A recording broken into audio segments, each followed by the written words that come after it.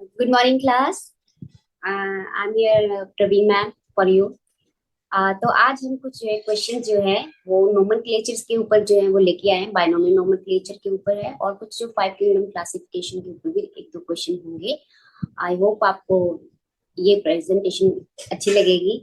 आप जो है इस जो सेशन जा रहा है यूट्यूब का, वो आप स्टडी सर्विस के थ्रू जुड़े हुए हैं।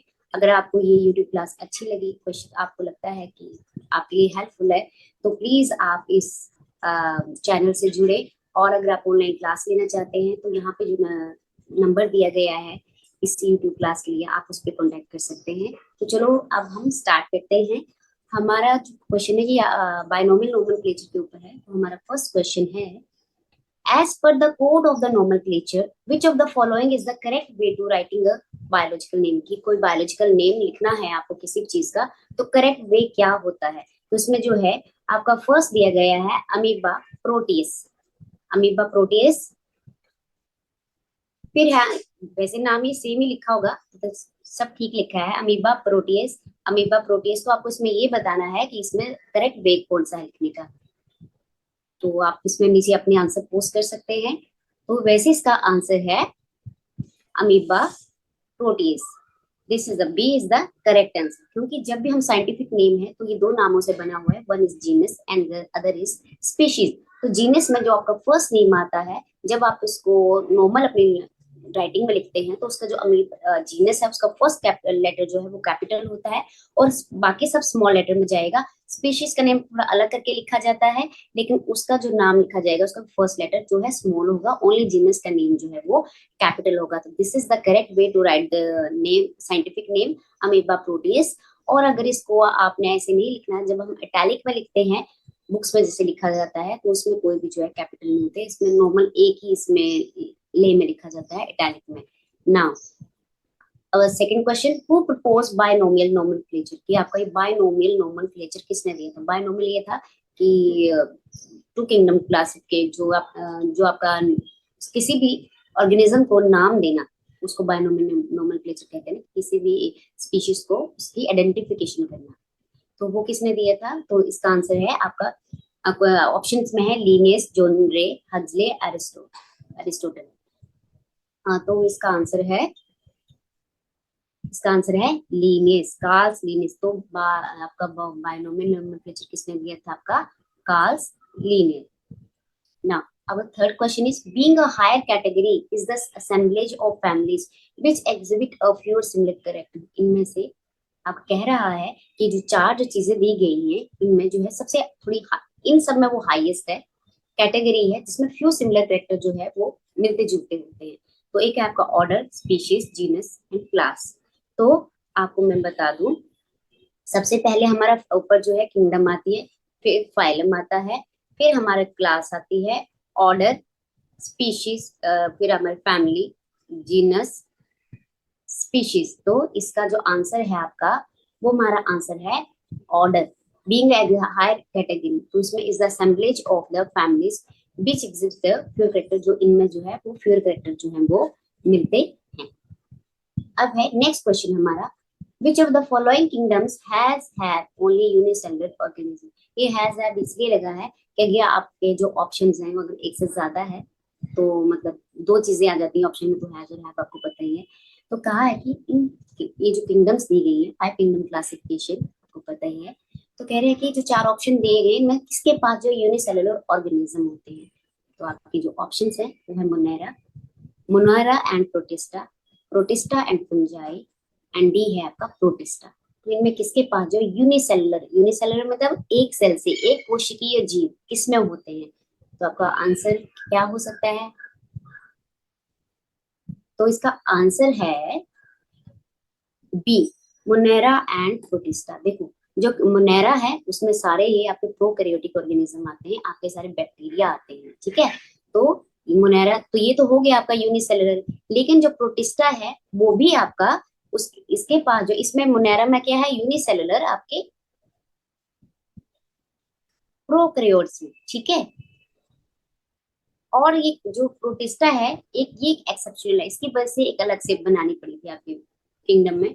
तो क्या है, जो प्रोटिस्टा है उसके पास यूकैरियोट्स हैं, यूनिसेलुलर, ठीक है।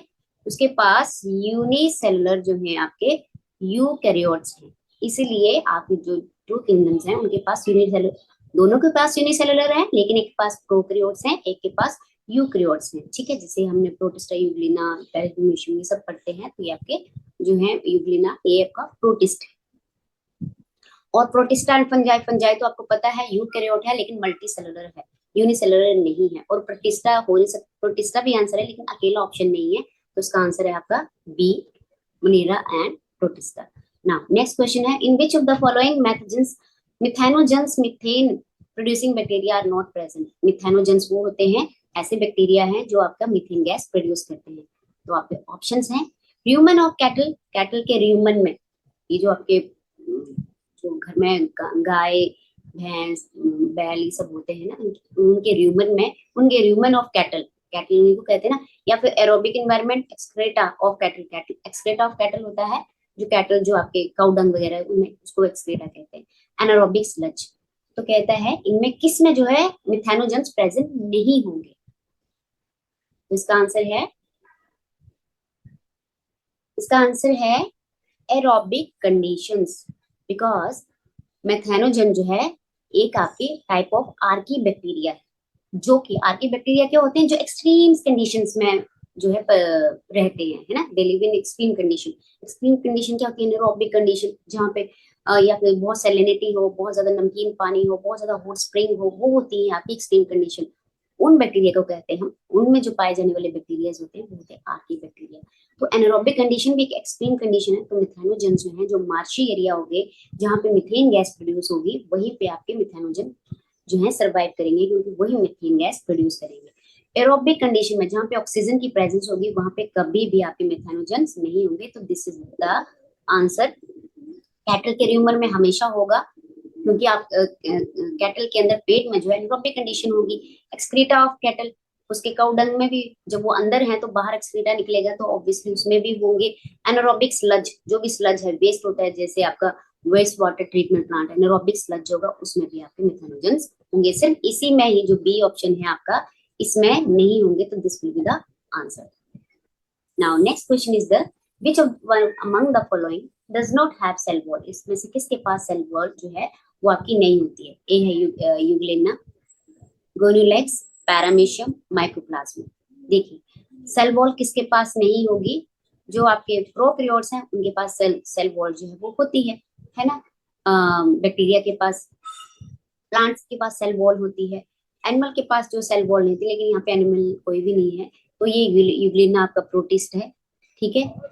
पैरामीशियम, माइकोप्लाज्मा, तो एक आपका इसमें आंसर है, इन सबके पास जो है आपके सेल वॉल होगी, ठीक है। पैरामीशियम की आपने पढ़ी हुई सेल वॉल होती है। तो ये जो माइकोप्लाज्मा है, this will be the answer for you, mycoplasma. क्योंकि माइकोप्लाज्मा जो है उनको, उनके पास सेल वॉल नहीं होती है, इनको हम joker of the plant kingdom कहते हैं। ये आपके joker of the plant kingdom भी है, स्मॉलेस्ट ऑर्गेनिज्म भी है, जिनका जो है डाया जो 0. इतना होता है, 0.4, इससे ज्यादा नहीं होते बड़े, सबसे स्मॉलेस्ट ऑर्गेनिज्म है। ये भी एक क्वेश्चन है, joker of the plant kingdom भी बोला जाता है। और इसके साथ ये है स्मॉलेस्ट लिविंग सेल भी है। और जोकर इसलिए कहा जाता है क्योंकि ये बहुत सारे प्लियोमॉर्फिक फॉर्म में पाए जाते हैं, स्पेसिफिक शेप नहीं होती, अपनी शेप चेंज करते रहते हैं, इसलिए इनको जोकर भी कहा जाता है। तो this will be the answer, mycoplasma, जिसके पास सेल वॉल नहीं होती। Now next question, which of the following is in Monera group. इन सब में से मोनेरा ग्रुप में कौन आता है। 5 किंगडम क्लासिफिकेशन में मोनेरा एक किंगडम है। तो mushroom, bacteria, east and mosses, तो इनमें से कौन सा है जो आपका इसमें नहीं आता है, mushroom, bacteria, east and mosses. तो इसका आंसर क्या होगा, इसका आपका आंसर होगा किंग जो है वो है आपका bacteria, is in Monera group. Monera में कौन सा आता है, तो आपकी सबसे जो 5 किंगडम क्लासिफिकेशन में सबसे शुरुआत की जो किंगडम होती है वो होती है आपकी किंगडम जो है मोनेरा। तो मोनेरा में सबसे लोएस्ट, जैसे आपके हाईएस्ट में बढ़ते जाओ ना, तो सबसे हाईएस्ट किंगडम आपकी एनिमल किंगडम होगी, तो यानी जिसमें हर चीज विकसित हो चुकी होगी, हर कैरेक्टर विकसित हो चुके होंगे। तो बैक्टीरिया स्मॉलेस्ट में ज्यादा कुछ होता नहीं, कम्प्लेक्स स्ट्रक्चर होता है उनका, कम्प्लेक्स होते हैं वो, लेकिन सबसे स्मॉलेस्ट इसमें आते हैं। तो किंगडम मोनेरा में जो है आपके बैक्टीरिया आते हैं, मशरूम इसमें नहीं आएगा, फंजाई में है, ये भी फंजाई। तो ये सब जो है आपके डिफरेंट ग्रुप्स के हैं, only bacteria in the Monera. ना question number 8, blue green alga are included in the group. Blue green alga very मतलब बेसिक क्वेश्चन हो गया ये कि ब्लू ग्रीन एल्गा जो है किस ग्रुप में आता है। एक है आपका you bacteria, protozoan, cyanobacteria and fungi. तो इसका आपका आंसर है ब्लू ग्रीन एल्गा जो है वो साइनोबैक्टीरिया में जो है वो एग्जिस्ट करता है। ठीक है, C will be the answer. Next question, the smallest known prokaryotic organism, smallest known prokaryotic organism। अभी हमने एक क्वेश्चन में पढ़ा स्मॉलेस्ट ऑर्गेनिज्म, है ना। तो इसमें ऑप्शन दिए गए हैं Microcystis, bacteria, mycoplasma, chlorella. Chlorella भी नहीं होगा ना, मल्टी सेलुलर है। यहाँ पे प्रोकैरियोट्स बोला गया, वेल डिफाइंड न्यूक्लियस नहीं होगा। तो और जो प्रोकैरियोट स्मॉलेस्ट बैक्टीरिया होंगे, तो दिस इज द बैक्टीरिया आपका भी है, ये भी स्मॉलेस्ट में आते हैं, लेकिन माइक्रोप्लाज्मा जो है वो स्मॉलेस्ट है बट प्रोकैरियोटिक ऑर्गेनिज्म है mycoplasma. Then answer with the C option आपका आंसर रहेगा। फिर है question number 10, horse and donkey can breed to produce mule which is infertilized animal. जो हॉर्स और डोंकी है जो ब्रीड करते हैं आपस में, तो म्यूल जो है वो पैदा होता है, जिसको हम इनफर्टाइल कहते हैं। इनफर्टाइल है वो। द इनफर्टिलिटी, अब वो जो इनफर्टिलिटी है उसमें वो किसकी वजह से है, is because horse and donkey belong to different. अब कहता है कि वो उनमें जो उसका जो बच्चा पैदा हुआ है जिसको म्यूल कहा गया है, उनके जो ब्रीडिंग की वजह से वो क्यों ऐसा है। तो कहता है कि उनमें जो है डिफरेंसेस है, किसकी वजह से, क्लास की वजह से, ऑर्डर की वजह से, स्पीशीज की वजह से, या जीनस की वजह से। तो इसका आंसर रहेगा आपका जो आपका हॉर्स और डोंकी है वो दोनों ही जो है वो सेम जीनस को जो है वो कॉपी करते हैं। ठीक है, सेम जीनस को कॉपी, अगर जीनस कॉपी हो रहा है तो उनकी क्लासेस भी ऊपर से कॉपी होगी, तो ये ऑप्शन आपका नहीं होगा, ऑर्डर भी नहीं होगा, क्योंकि वो जीनस को, सेम जीनस को कॉपी कर रहे हैं, तो ऊपर की सब चीजें जो उनकी सेम सेम ही रहेगी। ओनली वो किस पे डिफर कर रहे हैं, वो स्पीशीज पे डिफर कर रहे हैं, क्योंकि उनका जो नाम है वो शुरू होता है एक्विस से, इक्विस। एक का नाम है इक्विस एरिनस और एक का नाम है एक्विस कैलिबस। ये है हॉर्स का और ये है डोंकी का। तो वो जीनस को जो है वो सेम जीनस जो है वो आपस में शेयर कर रहे हैं, तो जीनस भी इसका आंसर नहीं होगा। डिफरेंस कहाँ आ रहा है आपका, उनका स्पीशीज में कैलिबस है, एरिनस है, तो इसका आंसर रहेगा आपका species. This will be the answer. Now next question है, Panthera pardus is the scientific name of. Panthera pardus किसका साइंटिफिक नेम है। एक है आपका leopard, tiger, lion, panther. Panther तो इन्होंने एक ऑप्शन ऐसे ही दे दिया है क्योंकि इन सबका, तो ये जो है तीनों के तीनों जो हैं वो एनिमल किंगडम के हैं और इनका जीनस जो है वो सेम ही रहता है, ये सारे पैंथर को ही बिलोंग करते हैं। Only they are differ from the species name. तो पैंथेरा पैराडिस जो आपका साइंटिफिक नेम है वो आपका आता है, क्या ऑप्शन होगा, लेपर्ड। ठीक है, जो इसका आंसर, क्योंकि लायन का जो है वो पैंथेरा लियो होगा, पैंथेरा टाइग्रेस होगा, और ये पैंथेरा तो नीचे से कॉमन दे दिया गया है, टाइग्रेस होगा, और ये है आपका पैंथेरा पैराडिस। तो Panthera pardus the scientific name of leopard, और ये नीचे है Panthera tigris, Panthera leo. Now next question है, Mangifera indica is the scientific name of. देखो इसमें आप लॉजिक भी अपना लगा सकते हो ऐसे, jackfruit, guava, mango, amla. Option में है jackfruit, guava, mango, amla. तो इसका आंसर है आपका सी, मैंगीफेरा इंडिका। मैंगो से मैंगीफेरा इंडिका। बाकी इन तीनों का जो साइंटिफिक नेम है वो अपने अलग अलग है। जैसे कि आपका जैक फ्रूट का नाम है एट्रोकार्पस हेट्रोफाइलस, ये है एट्रोकार्पस हेट्रोफाइलस। गुआवा का है साइडम गुआजावा, आंवला का है फाइलेंथस एम्ब्लिका। ये डिफरेंट डिफरेंट इनके आपने साइंटिफिक नेम जरूर याद करने हैं, वेरी इंपॉर्टेंट, कुछ ना कुछ जो है वो पूछ लिया जाता है, एक आध क्वेश्चन तो होगा ही होगा। Now next question, on what basis Greek thinker Aristotle classify the animal for the first time. कि आपका जो एरिस्टोटल ने भी जो है आप किंगडम क्लासिफिकेशन की थी, ऑर्गेनिज्म की क्लासिफिकेशन की थी, कहता है कि उनका बेस क्या था। कि उन्होंने किस बेस के ऊपर उसको क्लासिफाई किया था कि साइज के, हैबिटेट के ऊपर कि किस जगह में रहते हैं, साइज के ऊपर उनके फूड क्या लेते हैं, वो हीटरोट्रॉफिक है ऑटोट्रॉफिक है, या लोकोमोशन के ऊपर कि मोबाइल है या नॉन मोबाइल है, चलते फिरते हैं एक जगह से। तो इसका आंसर है आपका क्वेश्चन नंबर 13 का हैबिटेट। उन्होंने हैबिटेट के ऊपर जो है इनको डिफाइन किया था कि इधर द जो ऑर्गेनिज्म है वो आपका टेरेस्ट्रियल है या एक्वेटिक है, पानी में रहता है या फिर जमीन पे रहता है। तो उनका जो एरिस्टोटल का जो क्लासिफिकेशन थी वो हैबिटेट के ऊपर बेस्ड थी। ना question number 14, the scientific name of peacock. Peacock का साइंटिफिक नेम क्या है? पिस्टैकुला, यूपेटेरिया, पैबोक्रिस्टेटिस, यूडेमिनस, स्कोलोपेसिस, मोलपेस्टिस कैपर, इनमें से किसका साइंटिफिक नेम जो है पीकॉक का जो साइंटिफिक नेम होगा? तो आपका पैबोक्रिस्टेटिस जो है, this is the scientific name of peacock. ठीक है, इसका आंसर है आपका बी ऑप्शन, क्योंकि जो ऊपर का है पेस्टुला यूपेटेरिया वो आपका नाम है, वो पैरट का साइंटिफिक नेम है। ठीक है, जो आपका ये आपकी सी जो है वो आपका कोयल कहते हैं, और ये जो है ये आपकी बुलबुल है। ठीक है, this is the scientific name of peacock. Okay, ये पैरट है का नेम है, वो पीकॉक का है, वो कोयल का है। ऑल आर बर्ड्स, सारे बर्ड्स हैं आपके, बट इनका साइंटिफिक नेम जो है वो अलग अलग है। तो इसका आंसर हुआ आपका B option. Now next question है आपका, Capra hircus is the scientific name of sheep, horse, cow और गोट।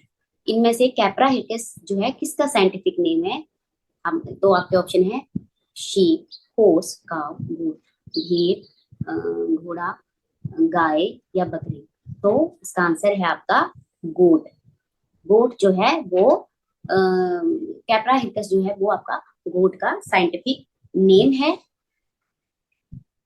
ठीक है, और बाकियों का जो है अपना अपना अलग अलग नेम है, जैसे शीप का जो है वो ओविस एरियस है। हॉर्स का जो साइंटिफिक नेम अभी भी हमने पढ़ा इक्वेस कैलिबिस है ना, देखो अब भी याद हो गया, ये इसका नेम है। और काऊ का नेम है बोस टेरेस, इसके साइंटिफिक नेम है। हाँ, एक नोमेनक्लेचर की एक बात रहेगी कि नॉर्मल में अगर आप अपने अपने हाथ से हैंड रिटन जो आप अगर किसी का साइंटिफिक नेम लिखते हो तो आप हमेशा उसको अंडरलाइन करते हो, हमेशा उसको दोनों को अलग अलग अंडर, एक को अलग करना है जीनस को, और स्पीशीज को अलग से अंडरलाइन करना है। और उसमें जो पहला जो जीनस का नेम होगा वो ओ है यहाँ पे, तो ये ओ कैपिटल रहेगा, बाकी सब स्मॉल लेटर में लिखा जाएगा। स्पीशीज का नेम भी स्मॉल लेटर में होगा, अलग अलग लिखा जाएगा और अंडरलाइन किया जाएगा, दोनों को अलग अलग अंडरलाइन। लेकिन अगर आप इटैलिक में लिखते हैं तो आप अंडरलाइन नहीं करते हैं उनको। दिस इज द डिफरेंस, कि जब इटैलिक में बुक में लिखा होगा तो कभी भी अंडरलाइन नहीं होता। That's all for today.